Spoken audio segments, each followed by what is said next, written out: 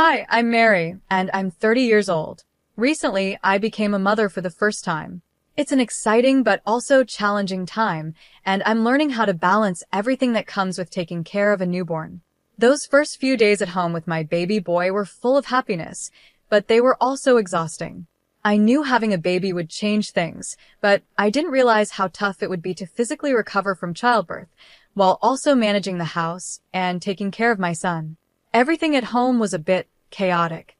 Laundry was piling up, and the dishes were often left in the sink for longer than I wanted. It was hard to find a moment for myself, and I was constantly running around, trying to meet my baby's needs. One afternoon, while I was attempting to calm my crying son, the doorbell rang unexpectedly.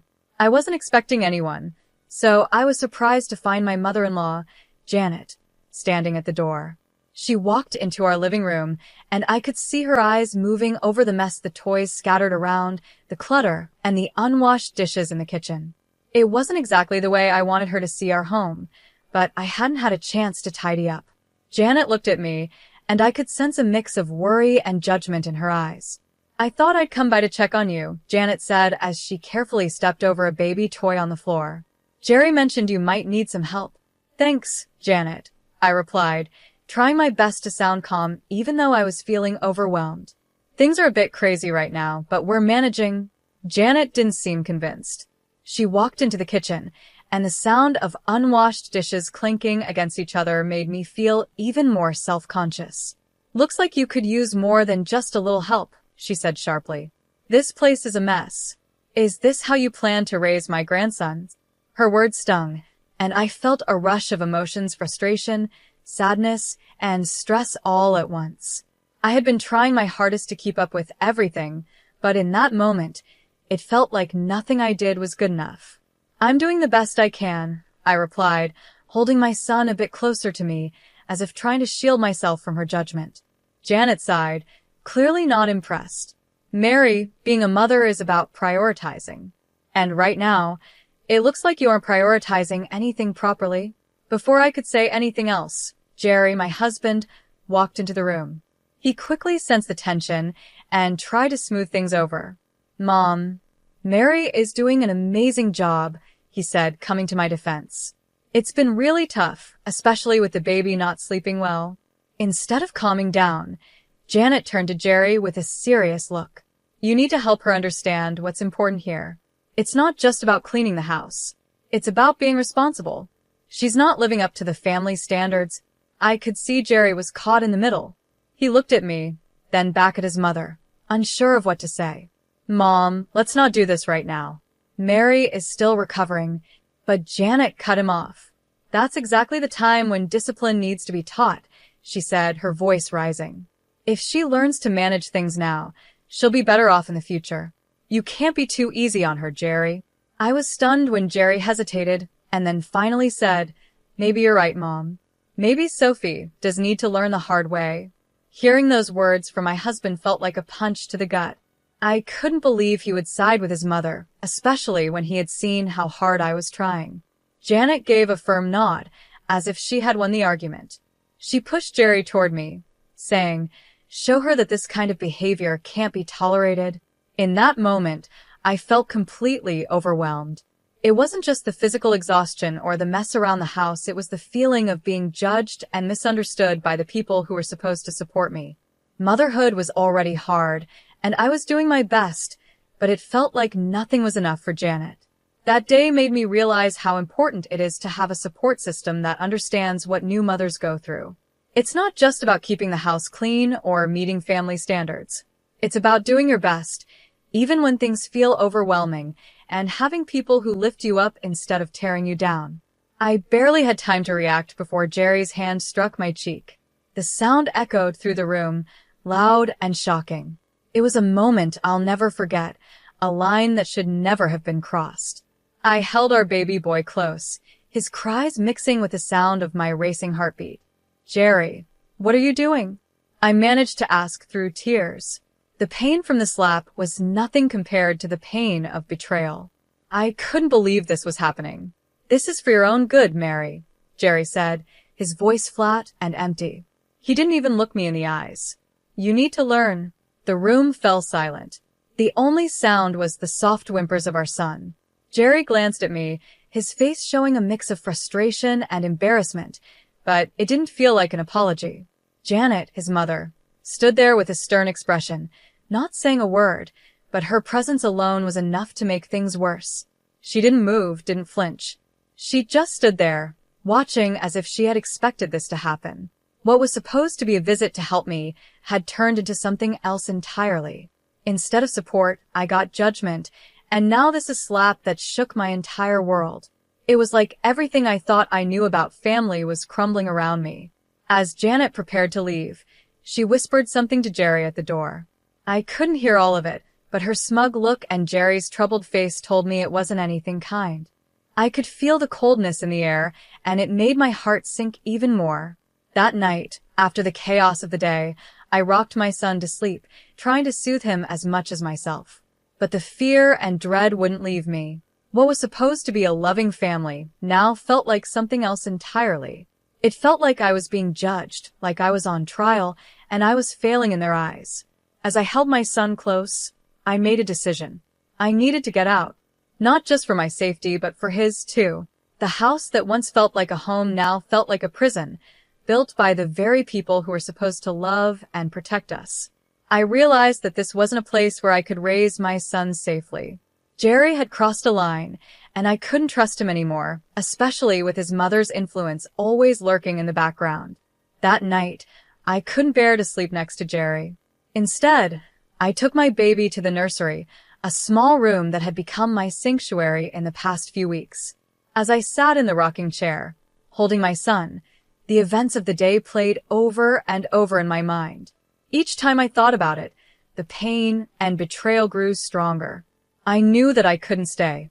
The next morning, while Jerry was at work and Janet was thankfully gone, I made a call. Maria, a close friend who had offered her help before, answered quickly. Jess, it's me. I need that help you offered, I said, my voice shaking with a mix of fear and determination. Say no more, Mary. I'll come by today with my truck. We can move your things to my place until you figure out where you want to go, Maria responded, her voice calm and reassuring. We came up with a simple but risky plan. During the day, I would pack as much as I could, just the essentials for my son and me. Maria would come by in the evening, and we would quietly move everything out before Jerry came home. I knew I couldn't face him again, not after what had happened. It was dangerous to stay, and I couldn't risk him or Janet finding out what I was planning. As I packed, my heart raced, but I knew it was the right thing to do. This wasn't just about me. I had to protect my son and give him the safe, loving environment he deserved. I couldn't let him grow up in a house where violence was acceptable, where control and manipulation were the norms. Leaving was hard, but staying would have been harder. This was the beginning of a new chapter for us, one where I could finally breathe, and my son could grow up in peace. I stood there, thinking about what would happen if I faced Jerry again. He might try to apologize, or worse, Janet might convince him to continue controlling me. I couldn't let that happen. I knew I had to leave. All day, as I packed my things, every baby outfit and toy felt heavy with memories. I couldn't stop thinking about the life I had imagined, the family I had wanted to build with Jerry. But the sharp memory of Jerry's slap and Janet's cold, judgmental eyes reminded me that staying wasn't an option anymore. By late afternoon, most of my things were packed into boxes. I hid everything in the garage, trying to stay calm and focused. Maria, my best friend, arrived just as the sun began to set. Her arrival felt like a glimmer of hope in what had been one of the hardest days of my life. Are you ready? Maria asked as she stepped inside, looking at the boxes and bags scattered around.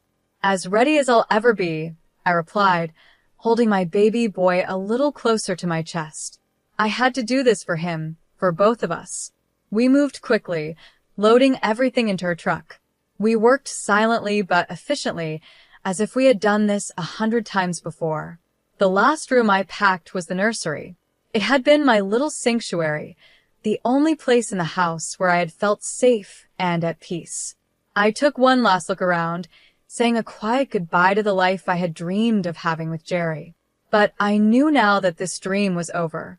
As we drove away, I watched the house fade in the rearview mirror. A chapter in my life was closing, and though my heart felt heavy, I also felt a flicker of hope. My baby slept peacefully in his car seat, unaware of the big change happening, but finally, I knew he was safe. This was the first night of our new life, a life where fear and manipulation no longer had control over us. When we arrived at Maria's place, I felt a wave of relief. Her home was filled with warmth and safety, a stark contrast to the oppressive feeling that had taken over my own home. Being there made me even more determined to make sure Jerry and Janet couldn't hurt us again. I realized that simply leaving wasn't enough. I needed to ensure that they couldn't twist the story in their favor or ever put someone else through what I had experienced. I started by reaching out to family and friends, pretending I just wanted to catch up. During these conversations, I carefully gathered bits of information, subtly recording any mentions of Janet's controlling behavior or Jerry's strange willingness to follow her lead. Some people were hesitant to talk, but many hadn't realized how deep Janet's manipulation ran. Over time, I began to collect text messages, voicemails, and even recorded calls that painted a clear picture of what was really happening behind closed doors. The most valuable piece of evidence came when I managed to record a video of Janet coaching Jerry on how to control me. Her words made it clear that this wasn't about concern or love, it was about power and control. Once I had gathered enough evidence, I decided it was time to confront them. I chose a family gathering hosted by Jerry's sister. It was a neutral place with plenty of family members present. Some of them had already hinted that they were uncomfortable with the way Janet dominated the family, so I hoped this would be the right time and place to reveal the truth. On the day of the gathering, I was nervous. My hands shook and my heart raced, but I knew this had to be done. I arrived with Maria by my side, her support giving me the strength to go through with it. As I walked into the room, I could feel the tension. People greeted me with quiet murmurs, but everyone seemed to know something was off. Word about Jerry and Janet's behavior had spread through the family, and even the relatives who lived far away had heard rumors. After the initial greetings, I took a deep breath and prepared myself for what was to come. It was time to show everyone who Jerry and Janet really were, and to finally take control of my life again. I stood up, my hands shaking, but my voice was steady. "I have something important to say," I began, as everyone in the room turned to look at me. I could feel all eyes on me, but I knew this had to be done. It's about Jerry and his mother, Janet, and how their actions have affected not just me and my son, but the whole family. Jerry looked shocked, and I could see the fear in his eyes as he tried to stop me. "Mary, let's not do this here," he said, trying to interrupt, but I didn't back down. "No," I replied, pulling out my phone. "This is not just a personal issue." I connected my phone to the Bluetooth speaker, and the room fell silent. The recordings began to play Janet's cold, controlling voice telling Jerry how to handle me, and Jerry's hesitant agreements. It was all there, plain as day, their plans to fix my behavior. The reactions in the room were immediate. Some people looked shocked, others disgusted. Jerry's aunt, who had always been kind to me, looked heartbroken. She turned to Janet, her voice shaking. "Is this true, Janet? Were you really forcing Jerry to do this?" Janet's face turned red with anger and fear. "These are taken out of context," she snapped, trying to defend herself. But it was too late. Jerry's cousin, who had been quietly observing until now, stood up. "No, they aren't out of context. We've seen signs of this for years, but we didn't want to believe it. That moment changed everything." Family members began to speak up, sharing their own experiences with Janet's controlling ways. Slowly, a picture emerged of a woman who had manipulated her family for years, hiding behind the role of a caring mother. Jerry sat there in silence, looking pale and overwhelmed, finally seeing the truth about his mother's control over his life. As the family meeting turned into a heated discussion about Janet's influence, I felt a huge weight lift off my shoulders. The truth was out. It wasn't just me who saw it now. Everyone in the room knew. The family, who had been under Janet's control for so long, finally saw her manipulations for what they were. After the confrontation, there was a quiet, somber feeling in the air. The family, long under Janet's influence, now had to come to terms with what had been going on for years. The shock was clear on their faces, and it was uncomfortable for everyone to realize how deeply Janet had affected their lives. For me, the decision to leave Jerry was painful, but it was also necessary. After everything that had happened, there was no going back. As the family began to leave, I gathered my son, who was blissfully unaware of the storm around him. With one last look at the family home, I stepped into the unknown, knowing I was doing the right thing for us. Jerry watched us leave, his face filled with sadness and regret. His voice, once so familiar, now felt distant as he whispered a weak goodbye. I didn't look back. Janet, on the other hand, faced a much harsher reality. The family she had controlled for so long now saw her for who she really was. They began to distance themselves, realizing how much harm her actions had caused. Her attempts to regain control went unheard. The evidence from the recordings and the testimonies at the gathering had been too much for anyone to ignore. In the weeks that followed, Jerry tried to reach out to me. His messages were full of apologies, promises of change, and pleas for forgiveness. But the memory of his raised hand and his mother's influence over him was too much to forget. The trust between us had been broken, and with it, our marriage. I knew then that this was the end of one chapter and the beginning of a new one. I wasn't just leaving a bad situation, I was starting a new life, one where I could be free from control and fear and focus on raising my son in a safe, loving environment. I found a new home in a small apartment, far away from the neighborhood I used to call home. It was a place where no one knew my story, and I could start over without the weight of the past following me. My friend Maria stayed by my side, helping me through this new chapter in life. I was grateful for her support as I figured out how to build a life that felt safe for both me and my son. My days were simple, but filled with purpose. I spent most of my time caring for my son and slowly putting the pieces of my life back together. The healing process wasn't easy, it was slow, and sometimes it hurt more than I expected. There were days when the weight of everything that had happened felt too heavy to bear. But the freedom to make my own choices, without fear of being controlled or manipulated, kept me going. It felt like a fresh start, a chance to live on my own terms. I started going to therapy, where I learned how to heal from the emotional wounds I carried. I also joined support groups for single mothers, and meeting others who had gone through similar experiences helped me feel less alone. Over time, the broken pieces of who I once was began to come back together. I wasn't the same person I had been before, though. I was stronger now, more resilient. I had learned how to stand up for myself and protect my son from anything that might harm us. My son's laughter became my anchor, pulling me through even the toughest days. Watching him grow and hit new milestones brought me so much joy, and each little moment gave me more hope for our future. As he learned to walk and talk, I felt my confidence growing, too. I was learning how to be a mother, how to build a safe and loving home, and how to live a life that was free from fear. Months passed, and before I knew it, a year had gone by. One evening, after putting my son to bed, I sat down in our cozy living room. It was filled with his drawings and toys, signs of the happy life we were building together. I couldn't help but think about how far we had come. The pain of the past was still there, like a shadow, but it wasn't as overwhelming as it had once been. The light of new beginnings was brighter, and the support of friends like Maria and the unconditional love of my son gave me strength. That night, as I sipped a cup of tea, I realized I was finally ready to share my story. I started a blog, a space where I could write about what I had been through. It wasn't just for me. It was also for others who might be going through similar struggles. I wanted to connect with people who were facing manipulation or abuse and let them know they weren't alone. Every blog post I wrote was a step away from the victim I used to be and a step closer to becoming someone who could help others. As I reflected on my journey, I realized I had grown into an advocate. I had found my voice, and I was using it to speak out against the kind of control and manipulation I had once lived under. My story was one of resilience, of finding strength in the face of hardship.